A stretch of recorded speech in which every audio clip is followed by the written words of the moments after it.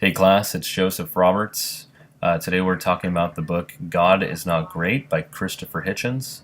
I've never read a book that was about religion. I enjoyed many parts of it, especially I love the pace of the novel and how Hitchens just really throws his opinion out really strong. Like he hits you hard with with history, with detail, and with his viewpoint, with his perspective.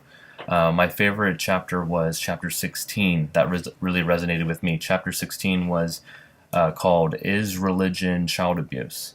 The reason why I really liked that chapter was because I come from a very Christian family. Myself, I would call myself agnostic. I don't believe in necessarily a higher being per se, but I don't necessarily say that it doesn't exist. I'm very led by science and what I could see, what I could feel, evidence, proof. Um, that's how I live my life. But growing up, I grew up very Christian. My dad was extremely religious. My mom was religious as well. She was Catholic, and all my life as a child, when I was a child, excuse me, we'd go to church, and I had a lot of time believing or relating to a lot of the scriptures or just understanding a lot of it. I mean, even as a child, I was very imaginative, um, and that still I couldn't, believe that a man walked on water, or even that a child was born of a virgin. There had to be something more to it. I didn't believe that, the oceans were parted or water was turned to wine. There were just a lot of things I couldn't believe. A lot of times, religion says that you could bend the laws of nature this way, like and it goes against the laws of physics, pretty much what I'm trying to say.